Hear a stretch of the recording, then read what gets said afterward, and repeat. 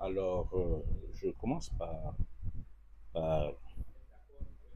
être d'accord avec toi sur le fait qu'on entre dans le Seigneur avec des dispositions personnelles. Moi, quand je me suis converti, j'ai été plus dans le style de ce que tu es en train de décrire. Le nouveau converti que j'étais, c'est moi qui poursuivais les gens. Voilà, j'ai lu ça, viens, tu vas m'expliquer. Et quand on m'explique que non, non, mais pourquoi ici c'est pas comme ça, pourquoi est-ce qu'il a dit ça? Parce que j'ai lu un autre passage où j'ai lu ci, j'ai lu ça. Voilà, parce que j'avais cette curiosité, cette faim de connaître.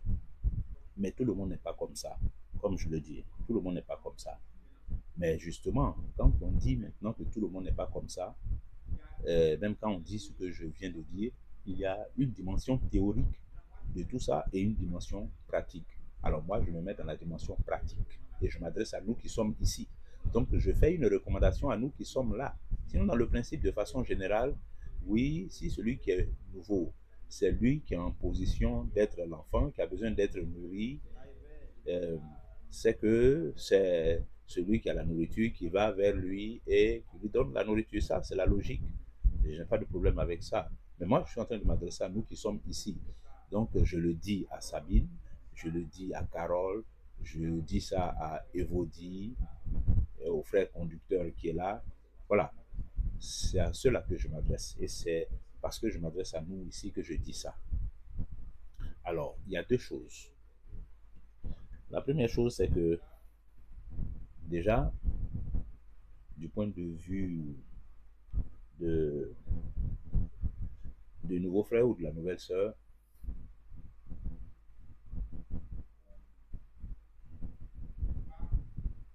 ce n'est pas une bonne disposition.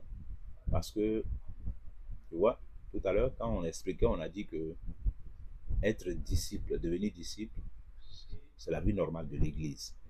Et le travail de faire des disciples, dont Rodrigue a parlé, c'est pas un truc spécial dans l'Église. Dès cet instant, ça dit si cette affaire-là est une affaire qui est normale dans la vie de l'Église, c'est-à-dire que ce qui est normal, c'est de s'attendre à ce que des soins auxquels ce nouveau-là va aspirer peuvent lui être apportés par tous ceux qu'il a trouvés là. Et a priori, quand je viens ici en tant que nouveau, a priori, tous ceux que je trouve là sont censés pouvoir, euh, du moins je suis censé les voir potentiellement comme des personnes capables de m'apporter les soins dont j'ai besoin en tant que nouveau disciple. Des soins sur des choses pratiques de la vie chrétienne, des choses théoriques même, je suis censé pouvoir m'adresser à n'importe qui parmi eux et puis recevoir ces soins-là. Maintenant, la deuxième chose, c'est quand je me mets du côté de ceux vers qui on vient, c'est-à-dire nous qui sommes là. Et comme je l'ai dit, toutes ces choses-là, je veux qu'on se les applique. Donc, une nouvelle personne qui arrive au milieu de nous, comme je viens de dire, la première posture, c'est que elle doit pouvoir s'attendre à recevoir des soins de nous tous qui sommes là, parce qu'elle ne connaît pas encore. Maintenant, quand elle va commencer à nous découvrir, c'est ce qu'elle va découvrir qui va créer les affinités. Et là, c'est de nous interpeller maintenant, parce qu'effectivement, quand quelqu'un arrive, il est nouveau. Ça a été notre parcours à nous tous, notre expérience. Quand on arrive nouvellement à l'église, bon, je suis là, c'est vrai, je suis fougueux, je vais à gauche, à droite, mais en allant à gauche, à droite, je touche celui-là, écoute, je le sonde en même temps. Je sonde tout ça avec qui j'entre en contact en rapport avec le retour que j'attends. Donc, je viens ici, ça sonne creux. Je viens là, ça sonne creux, mais je n'irai plus là-bas. C'est là où j'ai reçu quelque chose que je vais repartir. Tous ceux qui ont été creux seront éliminés et j'irai là où mon besoin est satisfait. C'est comme ça que ça se fait. Et je dis que je nous interpelle parce que ça, c'est un phénomène qui est inévitable. Si tu es creux, le nouveau qui vient, il va entendre ton creux. Il n'y a rien à faire. Il va entendre ton creux. et il va prendre ses distances vis-à-vis de toi. Peut-être que si c'est approché de toi, c'est parce que peut-être tu es un peu intéressant, tu l'amuses un peu, donc oui. Mais si c'est quelqu'un qui cherche quelque chose de sérieux, de profond dans son expérience chrétienne, ben, si tu es creux, il va s'éloigner de toi. Et il ne faut pas qu'il en soit ainsi. Il ne faut pas qu'il en soit ainsi. D'où l'importance d'être disciple, parce que c'est étant disciple qu'on peut répondre aux besoins de l'autre qui vient au milieu de nous. Même si ce n'est pas quelqu'un qui vient au milieu de nous nouvellement. Le frère ou la soeur qui a duré au milieu de nous ici, qui est là, et qui a ce genre, peut avoir ce genre d'attitude, d'éloignement. Ce genre d'éloignement qui se crée, ça existe, ça se fait. Ça se fait. Parce que, bon, on est là, on se côtoie, on se parle. Et la sœur Carole, euh, je, je, je, je, la fréquente.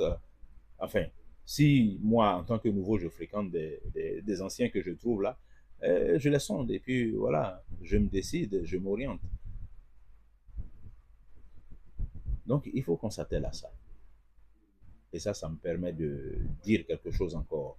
Vous voyez, dans l'Église, il y a comme, et ça s'inscrit dans ce qu'on vient de décrire là, il y a, il y a ces deux choses-là qui se combattent, construire et puis détruire, qui existent dans la vie de l'Église. Quand on prend l'Épître aux Corinthes, tiens, qu'est-ce qui s'est passé dans l'Église de Corinthe? Il y a des bâtisseurs, il y a des destructeurs. Quand les bâtisseurs triomphent, l'Église avance. Si ce sont les destructeurs qui triomphent, l'Église est retardée. Elle s'arrête. Maintenant, qui sont les destructeurs? C'est ceux qui se relâchent, dont on parle. Ce sont eux qui détruisent. Ce sont eux qui détruisent. Ceux qui ne s'appliquent pas à être des disciples, eh bien, ils favorisent les mouvements de destruction. Même si, comme on l'a dit, on ne va pas l'affirmer, mais ce relâchement-là, ça crée les conditions pour que tous les nouveaux qui vont venir voient en nous un creux. Et c'est catastrophique si on en a plusieurs comme ça dans l'Église. Et ça, ce sont les destructeurs qui montent en puissance. Et ce n'est pas bon. Et il faut des bâtisseurs, des constructeurs. Et pour ça, il faut s'appliquer à être des disciples. Il faut qu'on mette notre cœur dedans. C'est ça qui va faire qu'on sera ajouté à la masse des constructeurs, des bâtisseurs que le Seigneur suscite pour construire son œuvre. Parce que si ce n'est pas fait, les destructeurs, vous savez, détruire est plus facile que construire. Donc les destructeurs, ça se crée plus facilement. Donc faisons en sorte que chacun de nous ne mette même pas un pied dans ce que j'appelle les destructeurs. Donc faisons en sorte d'être utiles à la construction de l'Église et à ne pas nous mettre dans la posture de relâchement et comprendre qu'il faut premièrement s'appliquer à être disciple.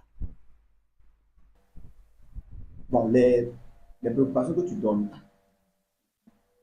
déjà, les choses qui ont été dites, vu que je disais que j'en venais,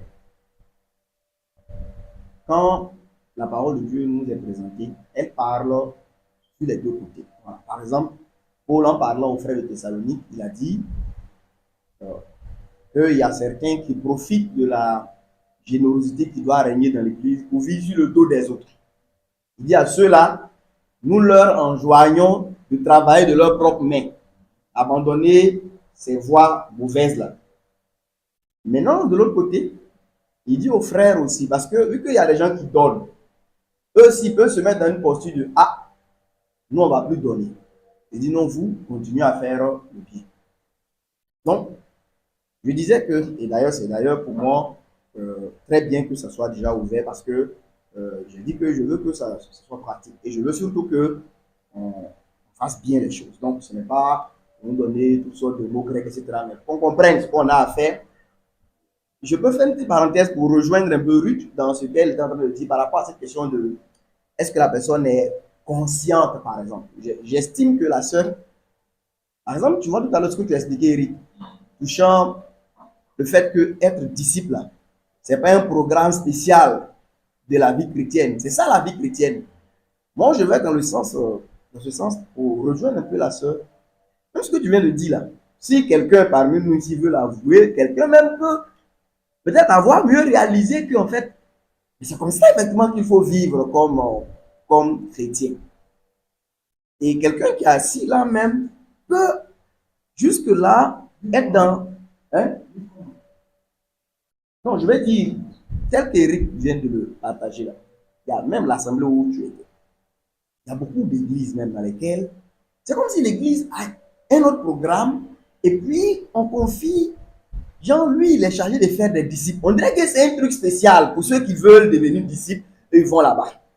Alors, je veux dire que quand quelqu'un a une telle conception, et je dis que même au milieu de nous, quelqu'un peut être ici et puis il a cette conception. Voilà, je pense que c'est dans ce sens-là qu'on pourrait rejoindre la sœur Ruth pour dire que la personne peut ne pas être forcément quelqu'un de méchant, hein, mais elle pense que bon, vu que, vous savez, on est beaucoup influencé parce qu'on voit autour de nous et on a été dans des églises, on se dit que bon, tu es dans une communauté, tu rentres dans un groupe musical, tu es là-bas, tu chantes. Mais en fait, tu n'as jamais compris que, toi-même, tu entends parler de c'est le groupe de ceux qui font les disciples là. Tu penses que c'est différent département de l'église, voilà, évangélisation. Nous, à vous, c'est les faiseurs de disciples, d'accord, nous, on fait l'évangélisation. Mais c'est que, par exemple, à partir d'une explication claire, comme ce que tu as donné, la personne comprend qu'en fait, il n'y a pas une affaire de département. Hein. C'est pourquoi, quand, au début, j'ai voulu rejoindre un peu dans ce que tu disais pour dire que ce n'est même pas l'une des missions de l'église, c'est la mission. Maintenant, si même on chante, si on prie, si on jeûne, là, ça doit rentrer dans cette mission. Autrement, toutes ces choses perdent leur valeur. Donc, quand quelqu'un, par exemple, n'a pas compris ça comme ça, la personne peut être au milieu de nous et peut se dire que la vie chrétienne consiste en griffe, abandonner un certain nombre de choses que faisait avant, il y a que m'a baptisé, je suis dans l'église, essaie de plus ou moins, bon, vivre en griffe bien. Mais je ne comprends pas que, tout à l'heure, ce qu'on vient d'expliquer, je dois moi-même être engagé dans un travail, non seulement de ressemblance à Christ, mais aussi, je me dois aux autres. Parce que c'est ça, en fait, être chrétien. Et ça, être disciple de ce Christ qui est venu sur la terre. Je me dis, dans ce sens, je pourrais rejoindre la sœur pour dire que quelqu'un qui ne s'y intéresse pas beaucoup peut marcher ainsi aussi, quelque part par ignorance. Voilà. Bien que quelqu'un peut être totalement une personne qui n'est pas vraiment convertie, donc ça ne l'intéresse pas. Mais quelqu'un même qui est converti et avec le temps, qui peut-être dès le début n'a pas été introduit dans quelque chose de clair comme cela, elle peut s'être habituée à une vie chrétienne qui n'est pas vraiment la vraie vie chrétienne. Donc, elle peut se leurrer de pouvoir. Elle se dit que peut-être que, bon, c'est nous qui voulons nous être un peu compliqués dans la marche chrétienne, sinon on n'a pas forcément besoin des nuits comme ça. Voilà, il faut juste venir dimanche, vendredi. Essayer de faire, voilà. Donc, je pense que dans ce sens, on peut rejoindre un peu ce que la sœur dit. Voilà. Hein? Okay. D'accord. Mais je suis en train d'expliquer simplement que, mais en disant que les frères, d'abord, nous tous, nous devons avoir une attitude d'aller vers quoi? La formation, aller vers le nécessaire, aller vers la connaissance, aller vers la croissance. C'est notre responsabilité. Et l'autre côté aussi, nous devons aussi aller pour nous donner aussi aux autres. Voilà. Et en disant cela, ça va dans les deux sens, comme je vous prenais l'exemple des Thessaloniciens. Il y a ceux qui reçoivent, il y a ceux qui donnent. À chacun, il y a une responsabilité. Donc, moi, je disais comme ça que moi, le frère assemblé, je dois être conscient, selon le proverbe 18 qu'on a vu, que je ne dois pas être relâché. Donc, dans ce travail-là, tout ce que je peux avoir, que ce soit auprès de quelqu'un, que ce soit dans les choses qui sont à ma disposition, sans forcément l'intermédiaire de quelqu'un ou sans l'intervention de quelqu'un, je dois être tout autant engagé dans ces choses. Mais secondement, Éric l'a très bien dit, nous devons aussi être dans l'attitude d'aller vers les autres, de pouvoir discerner aussi les besoins des autres, de pouvoir nous donner aux autres. Et celui qui est totalement peut-être renfermé, qui ne peut même pas parler, on doit trouver quand même un moyen de pouvoir l'aider. Voilà. Et si on marche comme cela, même quand quelqu'un est en train de ne pas s'ouvrir, on saura l'aider. Mais dans l'enseignement, on dit que tout le monde doit s'ouvrir. Voilà, je vais dire que c'est comme ça qu'on enseigne. Mais si quelqu'un ne s'ouvre pas, parce qu'on pratique aussi le fait d'aller vers les autres, finalement, ça comble aussi ce défaut. Voilà. Mais on enseigne que ce n'est pas la bonne attitude que d'être renfermé. Mais on ne dit pas aussi que, si quelqu'un est renfermé, on l'attend. Non. C'est aussi de l'enseignement du Seigneur qu'on puisse se faire tout à tous. Donc, celui qui arrive à s'ouvrir, il nous facilite, on va dire quelque part, le travail. Celui qui n'arrive pas à s'ouvrir, il rend un peu difficile, mais on trouve aussi le moyen de pouvoir aussi lui être utile. Je pense que si on fonctionne comme cela, les choses vont aller de mieux en mieux. Déjà, comme Eric le disait, nous qui sommes ici, qui sommes la plupart, non pas des gens nouveaux dans la foi, on devrait tous adopter l'attitude, et c'est une chose de laquelle j'ai voulu qu'on puisse parler justement aujourd'hui, de ne plus être des gens qui sont, je veux dire que dans leur coin, voilà, ça veut dire que voilà, bon, moi je viens à la prière, voilà, mais il faut qu'on aille vers l'information, vers la formation, vers la connaissance, vers l'expérience. On doit aller. Et même si ceux qui devraient faire ça envers nous semblent relâcher, nous on doit aller parce que pour la plupart d'entre nous, on est des personnes qui avons déjà de l'âge. Maintenant, de l'autre côté, il faut aussi que nous qui sommes ici, qui avons aussi de l'âge là, non seulement entre nous, mais envers les autres, on puisse aussi aller pour nous donner à eux, aller pour aider. Je prends une petite, je crois, mon frère Régis qui est là, voilà, le jeune frère. Par exemple, c'est un frère qui, il était aux assemblées de Dieu, voilà. Et il est le petit frère du frère Fabrice. Moi, je suis allé souvent à Cocody, bon, je l'ai rencontré là-bas. Mais par exemple, je veux dire que c'est une chose qui pose problème dans le sens où le frère, il est venu par exemple. Ok, quand il y a les réunions au niveau de l'assemblée de Cocody, bon, il est son grand frère, il vient. Mais je veux dire que à lui, on se limite à c'est un frère qui est là, on communie avec lui, il est bien, on l'encourage, peut-être que bon, un jour au passage, on s'appelle, ça va, et ça s'arrête là. Et je dis que ça, sur combien de temps cela peut tenir quelqu'un? Surtout qu'il y a une personne, par exemple, qui commence à vous fréquenter. Il y a, comme tu l'as signifié, ce n'est pas tout le monde qui va de lui-même venir plus ou moins vers vous. Alors quand ce frère, il est là, il fait, par exemple, 2 semaines, 3 semaines. Bon, il a l'impression que, à part le fait, plus ou moins, de participer au rassemblement, et puis bon, dès que... Mais il n'y a pas quelque chose, en fait, il ne se sent pas comme quelqu'un de qui l'on s'intéresse. Alors, je vais dire que, bon, il peut faire 1 mois, 2 mois. Peut-être qu'un dimanche, si le temps est un peu sombre, bon, il va se dire, tiens, bon, il va rester. Voilà. Et bien, même s'il reste souvent, on ne le voit pas 1 semaine, bon, on ne demande pas après lui, voilà. 2 semaines, 3 semaines après. Bon, peut-être, après, on ne voit plus le frère. Dès qu'on dit, mais le frère, là, il ne vient plus. Ça s'arrête là. Voilà. Ou bien peut-être tu l'appelles, il dit, non, bon, voilà, peut-être que même il a eu un concours, il allait quelque part où ça a plu. Puis c'est fini. Alors que si on est dans l'attitude de nous donner à tout le monde, de nous sentir redevables à tout le monde, cette attitude fait que il suffit qu'on voie quelqu'un qui est là, on cherche tout à l'heure à nous intéresser à la personne. Et dès que, par exemple, on voit même que c'est quelqu'un qui est déjà converti, qui veut du Seigneur, déjà, on voit comment. On n'a pas dit qu'on va établir un programme, mais on voit comment se donner à elle, on voit comment l'aider à pouvoir davantage s'affermir dans le Seigneur. Ça, par contre, c'est quelque chose qui peut fidéliser d'une manière plus solide des personnes. Et les communautés qu'on a plus ou moins souvent, qu'on voit, même si ce n'est pas pleinement comme le Seigneur le veut que les gens font, mais toutes ces histoires de où sont les nouveaux, on va prendre leur numéro, on va vous donner un peu de bissap, on va te rappeler, on va te faire remplir un cahier, on t'appelle en semaine, on vient te voir. Mais toutes ces choses-là, et ça aide des gens à être fidélisés. Il y a des gens qui se disent que mais à cela. Mais il y a des gens même qui arrivent là. Mon cher, ça va? Ok, on dirait qu'on vous tient là il y a longtemps. Voilà. Bon, il y a des gens qui voient ça là. C'est fini, hein, c'est la première, la dernière fois. Il ne vient plus. Et je me dis que ce n'est pas des techniques marketing qu'on doit utiliser dans l'œuvre de Dieu. Mais ce que le Seigneur a enseigné là, si on pratique ça bien, ça va aussi, en tout cas, permettre que les choses aillent de mieux en mieux. Donc, moi, par exemple, ce jeune frère, moi, je suis à la Cocody, je l'ai vu 2, 3 fois. Bon, c'est ce qu'on est en train de dire aussi. Il y a cette capacité aussi de pouvoir voir le frère. Et puis, c'est moi qui suis allé vers lui.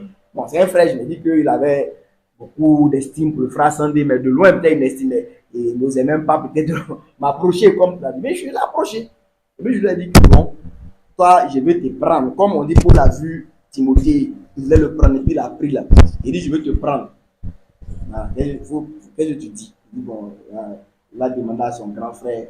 Voilà. Fabrice a dit, ah, il faut partir. Donc, lui aussi, il dit qu'il est d'accord. Et puis, je l'ai pris. Voilà. Mais aujourd'hui, par exemple, c'est un bien-aimé frère qui est là. Je vais dire que non seulement j'ai voulu lui apporter un certain encadrement, et puis il me sera aussi utile pour l'œuvre de Dieu. Mais bon, aujourd'hui, voilà, il est parti voir son frère. Mais par exemple, il est connecté. Et aujourd'hui, c'est un des frères qui est là avec nous. Et je me dis que si chacun s'appliquait à se donner aux autres, tout le monde ne peut pas faire forcément ce que je fais. Mais si le principe est là, qu'on ne voit pas un frère, voilà la sœur Carole qui est venue, mais bon, si elle est là, et que bon, on la salue seulement, peut-être qu'elle peut venir, mais après, bon, après, à part les réunions, à part. Mais déjà qu'il y a de la communion avec tel frère, telle soeur, quand elle vient même, voilà, Eric va l'appeler, parler avec, essayer même de lui donner des orientations, que la soeur Évodie lui dise comment même lire la Bible, essayer de... Toutes ces choses-là, la personne réalise que, je veux dire, elle est dans quelque chose qui l'intéresse. Et si tant est que, comme on l'a dit, c'est quelqu'un qui est vraiment converti, c'est des choses qui vont l'aider à progresser. Mais nous limiter essentiellement à la communion qu'on a en général, bien que ces choses aussi participent à ce travail, mais c'est des choses qui... On ne devrait pas se limiter qu'à ça. Voilà. C'est un peu comme, ça c'est la nourriture, c'est l'appel général, c'est la nourriture générale, ce sont les soins généraux. Ok, tout le monde prend part à ça, mais qu'on finisse ça là, individuellement, en petits groupes, dans le secret, dans les relations de chaque jour, il faut que nous ayons cette pensée que je me dois à cette soeur et que je puisse voir comment je puisse lui être utile. Et si on marche comme ça, je crois que les choses iront de mieux en mieux. Voilà, merci. Bon, donc je veux en poursuivre un peu. Voilà, je vais dire que on revient à cet aspect de quoi faire concrètement. Voilà, je pense que c'est des choses dont on a parlé pêle-mêle. Je veux qu'on puisse les mettre plus clairement aussi. Quoi faire concrètement?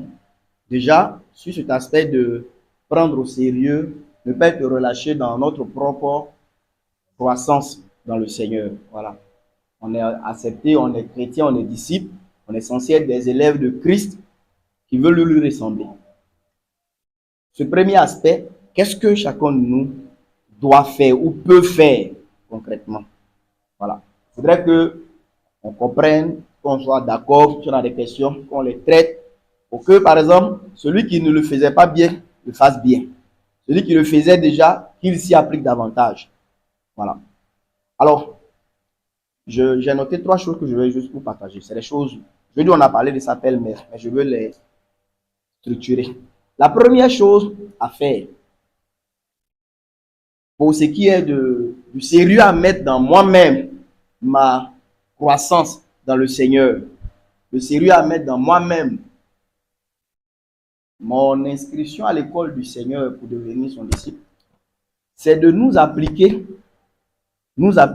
dans tous les moyens généraux là, de se nourrir pour grandir à l'image de Christ. Il faut être appliqué.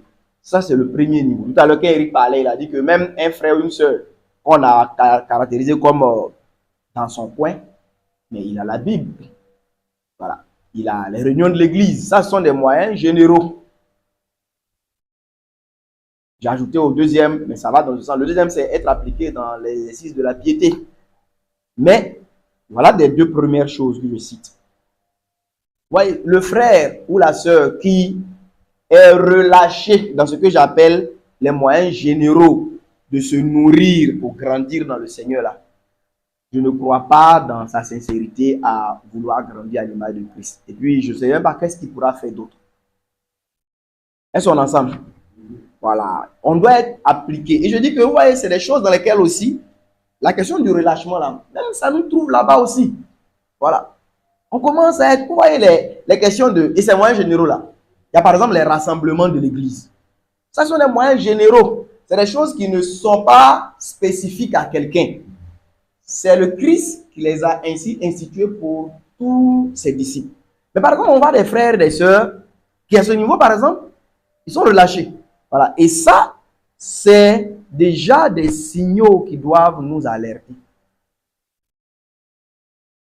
Il faut qu'on soit appliqué dans tous les moyens généraux de nous nourrir pour grandir à l'image de Christ. Le deuxième que j'ai donné, qui rejoint le premier, c'est le fait d'être appliqué dans tous les exercices de la piété. Les exercices, les choses dans lesquelles on peut exercer notre foi, pour que notre foi soit de plus en plus en bon état là. Il faut être appliqué. Et la troisième que je donne, peut-être qu'on pourra... La troisième, c'est ce que j'ai appelé se donner. Se donner aussi.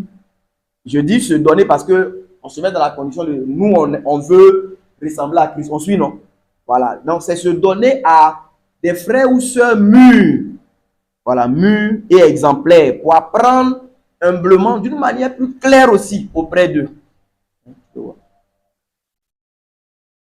Est-ce qu'on comprend? C'est se donner à des frères ou à des sœurs qui sont mûrs, qui sont exemplaires, pour apprendre humblement d'une manière plus claire auprès d'eux. Alors, je dis frère ou sœur, parce que comme on l'a dit, ce n'est pas nécessairement ici un travail d'enseignant de la parole de Dieu. Voilà. C'est un travail de transmission de vie.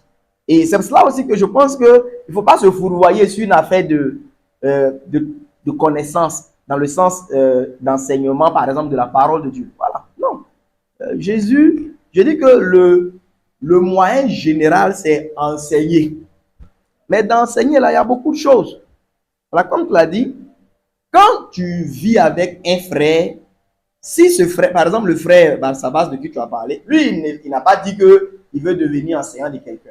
Mais on voit là encore que le fait d'être appliqué lui-même, à faire comme Christ, voilà que ça donne une bonne répercussion sur toi. Voilà. La sœur, le fait d'être appliqué, par exemple, à être conciliante, douce comme Christ, voilà que ça lui permet, elle, de voir que quand quelqu'un est irascible, c'est pas droit, frère. Il faut corriger cela. C'est pas correct. Tout ça, ça concourt aussi à construire, voilà, la vie. Donc, je veux dire que ce n'est pas une affaire d'enseignement nécessairement de la parole de Dieu. Voilà. Mais c'est une affaire de transmission de vie. C'est de la transmission de vie. Voilà. Et je dis l'outil fondamental, c'est la parole. Mais cette parole, on a parlé de ça le mardi passé. Quand c'est devenu chair en moi, alors je peux la transmettre aussi aux autres. Voilà. Par déjà ce que je suis, par l'exemple que moi-même je manifeste. Et puis voilà, je peux aussi interpeller, montrer l'écriture, enseigner, prier comme on l'a vu, jeûner, tout à l'heure ce qu'Éric a dit là. Même apprendre à prier là. Mais je peux demander à la soeur là, viens, voilà, aujourd'hui là, on va prier ensemble. Tout ça là aussi là, ça fait partie de ce travail aussi d'encadrement, d'encouragement. Mais on reçoit que c'est de la transmission de vie. Et donc, je récapitule les trois que j'ai cités. J'ai dit, 1, il faut qu'on soit appliqué dans tous les moyens généraux de se nourrir pour grandir à l'image de Christ. Et honnêtement, que quelqu'un ne ferme pas son cœur à cela. Parce que si déjà on commence à être relâché sur ce point, ça va nous rattraper. Voilà. Et chez le Seigneur, on ne sera pas des gens conséquents. Si déjà les moyens que j'appelle premiers, généraux, si on commence à être déjà des personnes relâchées là, ça ne va pas marcher. Deuxième chose, il faut nous appliquer dans tous les exercices de la piété, les exercices de la foi. Exercices là, c'est ça qui permet d'être de plus en plus aguerri. Donc, si Dieu nous a donné des exercices selon sa sagesse, il faut aussi être appliqué, comme on l'a lu avec Esdras. Appliqué à lire, appliqué à étudier, appliqué à pratiquer, appliqué donc à transmettre. Et puis la troisième chose que j'ai donnée, c'est se donner. Se donner. Et là, on parle comme si c'est nous. Si moi, je vois le frère Eric, et c'est pour ça que je veux que quelqu'un lise pour nous Proverbe 25, à partir du verset 1. Si je vois le frère Eric et que j'estime qu'il est quelqu'un d'exemplaire, il ne faudrait pas que je m'arrête juste à cette éloge que Eric est exemplaire. Il faut que j'apprenne de lui. Il faut que j'apprenne auprès de lui. Et ça, on se met dans la condition de nous qui sommes ici. Moi, je dois m'approcher. Moi, je dois me donner. Moi, je dois dire à Eric, je veux que tu m'aides dans ceci, en cela. J'ai observé de telles choses. Je veux apprendre. Parce que j'ai le souci de ressembler vraiment à Christ. Et j'ai vu des vertus, j'ai vu des attitudes, j'ai vu des aptitudes que je crois que tu as aussi acquises avec le Seigneur. Est-ce que tu peux m'aider dedans? Si c'est même juste des conseils qu'il va te donner, si c'est des livres qu'il a lus, qu'il va te recommander, mais il faut ce troisième point. Et c'est dans ce troisième point qu'on va trouver, par exemple, un Timothée auprès de Paul. C'est vrai que Paul l'a pris, mais ce n'est pas aussi mauvais d'être aussi quelqu'un qui se dit, en tout cas, Paul, si tu le veux bien, moi je veux aussi apprendre auprès de toi. Voilà. Mais comme je dis là, j'ai brisé des sœurs et des frères mûrs exemplaires. C'est à ce niveau-là que je ne suis pas d'accord avec la mécanisation. Voilà, ça veut dire que dès que la sœur là vient, je dis que voilà, là c'est lui qui t'encadre. Non. Voilà, ça non. Parce que ça là, c'est pas bon. C'est pas le principe du Seigneur. L'expérience aussi a montré que ça, c'est pas bon. Et dans l'écriture, on verra que dans la sagesse de Dieu, j'ai dit que souvent, quand on ne fait pas attention, on va finir par jeter le bébé, comme je dis, avec l'eau sale. C'est pour dire que ça là, tout a rejeté. Mais quand on rejette tout également, on se retrouve avec un travail qui n'est pas vraiment fait. Voilà, le travail doit être fait. On a parlé de moyens généraux. Ça, tout le monde se nourrit à ça. On a parlé d'exercices de piété. Chacun a droit à cela. Mais le troisième point, ce n'est pas une chose qu'on doit mécaniser, qu'on doit systématiser. Et par exemple, on a vu Jésus pendant environ 4 ans, encadrant, on va dire 12 personnes de manière plus rapprochée. Mais pendant ces 4 ans, Pierre n'avait pas d'enfant spirituel. Voilà. Il était en train d'être encadré par Jésus. Et quand on prend Paul, il était père pour tous les Corinthiens, père pour tous les saints. Il leur donnait des soins généraux. Mais les soins rapprochés, comme père, particulièrement envers soit Timothée, envers Tite, ce n'était pas des choses qu'il avait avec tout le monde. Parce que c'est des choses qui requièrent certaines dispositions. Et si on n'a pas ça et qu'on rend ça systématique, le malheur, c'est que même, comme tu l'as dit, on peut trouver des gens eux-mêmes qui n'ont même pas une certaine solidité et stabilité, mais qui ont déjà des enfants. Ce qui vient au lieu de faire le travail, c'est plutôt des titres qui leur montrent à la tête et puis ça envoie beaucoup de dégâts. Voilà. Et non seulement ça, mais même au niveau de la transmission des choses, souvent il peut transmettre la mort. Ça, c'est dangereux. Voilà. Et souvent, comme on l'a dit, il y a des palabres qui vont ressortir où l'élève dit toi-même tu n'es pas exemplaire. Et puis bon, après, ça va beaucoup de palabres. Je pense qu'un élève qui ne trouve pas que son maître est exemplaire, il ne faut pas qu'on force. Voilà, on va laisser ça. Parce que celui, tout à l'heure on l'a dit, ce n'est pas être méchant. Tu as parlé de si je tape Eric et je vois qu'il est cru là. Bon, ce n'est pas de la méchanceté. Mais même moi-même, le frère Ascendé, ne me torturez pas pour me demander d'apprendre auprès de quelqu'un de qui je ne vois rien. Je veux dire que voilà, je peux le respecter, je ne vais pas le mépriser. Mais honnêtement, je ne veux pas apprendre de lui parce que, non pas que je veux qu'il soit forcément un superman, mais au moins que je reçoive de lui des choses vivantes, vivifiantes. Voilà. Et c'est pour ça que il faut à ce niveau avancer avec la sagesse du Seigneur. Voilà. Par exemple, dans l'assemblée ici, pour donner un exemple pratique, tout le monde doit au moins, pour nous qui sommes là, tout le monde doit être appliqué au moins aux deux premières choses. Les soins généraux, l'exercice de la piété, tout le monde doit s'y appliquer. Le troisième point, quant à se donner ou se mettre auprès d'un frère ou d'une sœur qui a une certaine maturité, une certaine exemplarité, ça, toi qui veux faire ça, je parle de toi, réfléchis bien, sonde bien. Il ne faut pas te mettre avec n'importe qui. Parce que de là aussi, comme Eric l'a dit, peut ressortir beaucoup de mauvais fruits. Voilà. Donc, il faut bien réfléchir. Et toi aussi, il ne faut pas te fâcher. Il ne faut pas exiger que quelqu'un apprenne auprès de toi. Si la personne ne le veut pas, ne le veut pas. Voilà. Donc, par exemple, je vous dis que au frère Régis, je lui ai dit que frère, je veux moi faire ceci. Est-ce que tu le veux? Le frère dit oui, je le veux. Voilà. Mais si le frère ne veut pas, je ne vais pas le forcer, je dis que j'ai forcément t'encadrer. Voilà. Je veux dire que où est-ce qu'on va partir? Voilà. Donc, ça, je fais déjà une parenthèse. On va y revenir. Voilà. Je veux déjà qu'on lise le test, mais je dis ça déjà pour qu'on ait une idée de ces 3 points. Alors, les 3 points donnés, ce n'est pas des versets bibliques. Hein. Voilà. C'est juste des choses qu'on peut tirer aussi de l'écriture pour au moins nous structurer dans ce qu'on est en train de dire. Donc, Proverbe 25, à partir du verset 1. Qu'est-ce qui est écrit? Proverbe 25, à partir du verset 1.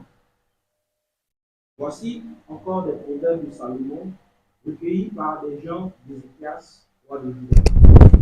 La gloire de Dieu, c'est de cacher les choses, et la gloire des rois, c'est de souligner les choses. La suite dit quoi? Les cieux dans leur hauteur, la terre dans sa profondeur, et le cœur des rois sont impénétrables. Alors, si vous regardez bien ce proverbe, est-ce que vous réalisez que c'est un proverbe qui parle beaucoup de roi, de roi? D'accord? Mais le commentaire, parce que ça c'est un commentaire. Ce que nous on a comme verset 1, c'est un commentaire. Voilà. Et tu peux lire le verset 1, c'est le commentaire. Relis ça. Voici encore les proverbes de Salomon, recueillis par les gens d'Ézéchias, roi de Juda. Alors, nous savons que Salomon, la plupart des proverbes qu'on a ont été prononcés par lui. Mais Ézéchias, il est à plusieurs centaines d'années de Salomon. Mais quand on dit, voici encore des proverbes de Salomon, mais recueillis, dans d'autres textes, on dit retranscrits ou transcrits par les gens, les scribes d'Ézéchias. Alors, question, pourquoi les scribes d'Ézéchias ont retranscrit particulièrement ces proverbes qui, je le dis, parlent en grande partie de roi, de royauté, selon vous? Pourquoi? Qui a une réponse? Parce que j'ai dit que entre Salomon et puis Ézéchias, il y a plusieurs centaines d'années. Maintenant, Salomon, il a donné des proverbes, particulièrement ici, des proverbes qui parlent de royauté. Et puis, ce commentaire dit que ces proverbes qui vont suivre là, c'est les proverbes de Salomon, mais ça a été retranscrit, recueilli par les scribes d'Ézéchias. Selon vous, pourquoi? Pourquoi ça a été fait ainsi? Oui, la sœur Carole. D'accord.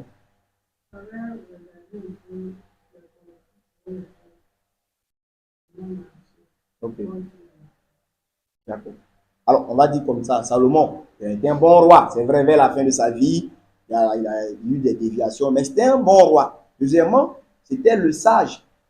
Voilà. Alors, quand quelqu'un a été déjà un bon roi, et puis il a parlé sur, par exemple, comment gouverner, comment régner, si toi tu viens après que ton souci, c'est d'être un bon roi, c'est pourquoi je dis, ne te contente pas de dire que, en tout cas, moi, je suis fils de Salomon. Parce que Ézéchias, c'est un fils de Salomon, qui est lui-même fils de David. Mais plusieurs, par exemple, Roboam, lui, il est le fils direct même de Salomon. Mais vous allez voir que il va se vanter d'avoir Salomon pour père. Mais c'est que Salomon a enseigné sur la royauté là. Il n'a même pas lu. Et ouais, souvent c'est comme ça nous faisons. Bon, si tu dis que, c'est pourquoi je dis, si je trouve que Eric, par sa manière de vivre, par ses voix, je trouve que, on n'a pas dit la perfection, mais je le trouve vraiment exemplaire là. Ne t'arrête pas là. Apprends de lui. Et parce que Ézéchias, en son jour, Salomon ne vivait plus en chair. Mais comme il a écrit, ces scribes ont donc cherché ce que Salomon avait dit sur la royauté. Et est-ce que Ézéchias, il a été un bon roi ou non? Voilà, un très bon roi. Mais en grande partie, on peut voir que, parce qu'il s'est appliqué à recueillir les principes des bons rois qui ont été avant lui et les pratiquer, ça permet que lui-même puisse aussi être un roi très exemplaire. Alors, nous, je dis ça, je parle maintenant de nous, qui sommes ici en chair. Si j'estime que le frère Ascendé est vraiment un disciple exemplaire de Christ, je ne dois pas m'arrêter juste à cette confession. Je dois apprendre de lui, apprendre auprès de lui.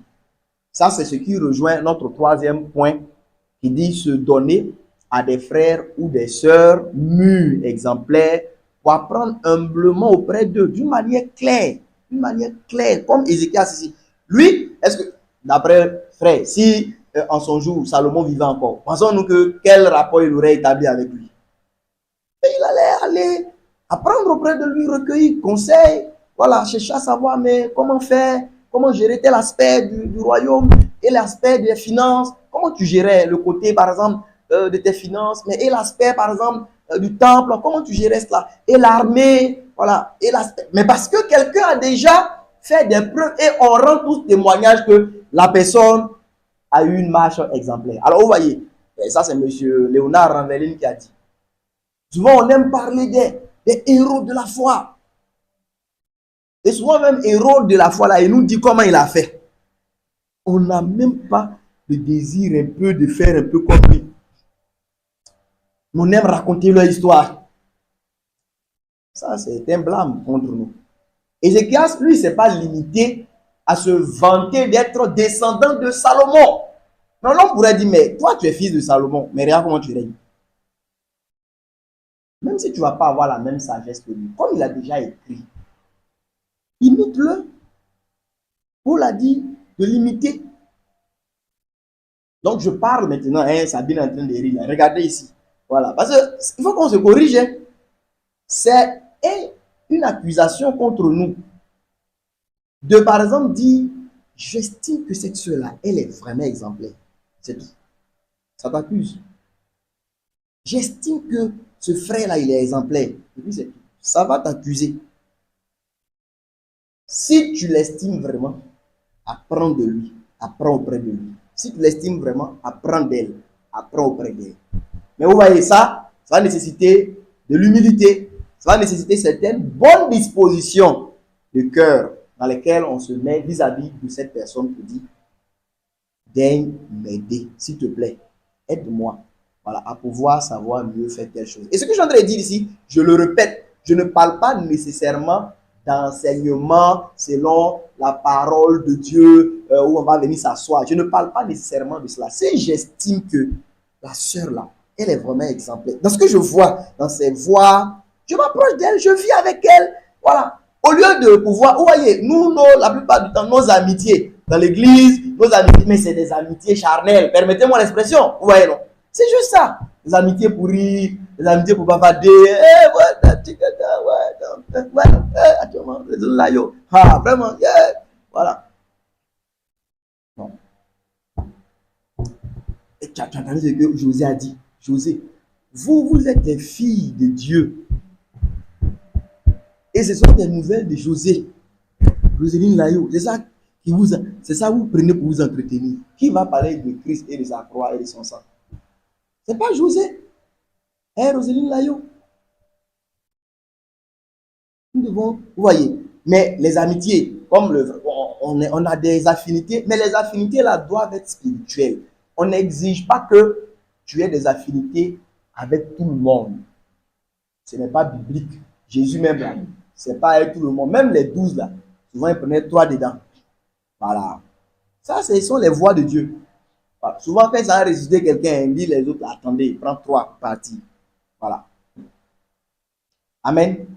Voilà. Donc, on ne va pas t'en vouloir si tu as une certaine amitié un peu plus profonde avec un frère ou une soeur. Mais je veux dire que nos amitiés, nos attachements là, soient sanctifiés par ce désir de conformité à Christ.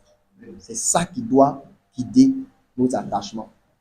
Mais si on a des attachements qui sont surtout guidés par des... Je suis à l'aise avec telle soeur, mais tu es à l'aise par rapport à quoi?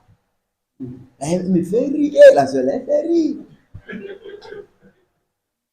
Bon, être spirituel, c'est pas toujours avoir le visage serré. Voilà, vous savez que, bon, le frère, quand on me voit, c'est pas toujours quelqu'un qui a le visage serré, ah, vraiment, c'est un frère spirituel. Non, voilà. D'après ce que je viens de dire tout à l'heure, ça vous a fait rire un peu. C'est pas un problème. Mais il ne faut pas que ce qui est entre moi et puis René là, dès qu'on se voit, frère, on rit, il parle, il rit, il dit là, il rit, quelqu'un qui là même là, il a oublié même que Christ revient. Ça c'est dangereux. Ça veut dire que lui-même commence à devenir un obstacle même à ta croissance. Ça, il ne faut pas qu'on en soit ainsi. Je veux dire, nos affinités là, il faut que ça soit purifié. Il ne faut pas que ça soit des affinités charnelles. Ou bien on se met ensemble pour critiquer les autres. On se met ensemble pour parler contre les autres. On se met ensemble pour gérer, comme on dit, tous les dossiers de l'église. Non, c'est pas bon ça là. Voilà. Et si tu as un frère ou bien une soeur qui approche de toi et qui ne sait que faire ça là, il faut l'aider. Prie pour lui. Et puis tu peux même jeûner un jour pour avoir suffisamment de force pour lui parler. Parce que souvent la force manque. Donc tu peux jeûner 2-3 jours sec. Si tu n'as pas moyen pendant 3 jours, dès que tu finis, dès qu'il vient là, tu auras la force, tu as dit frère, ça la va arrêter ça. Voilà, sinon c'est pas bien. On n'aide pas. Vas-y.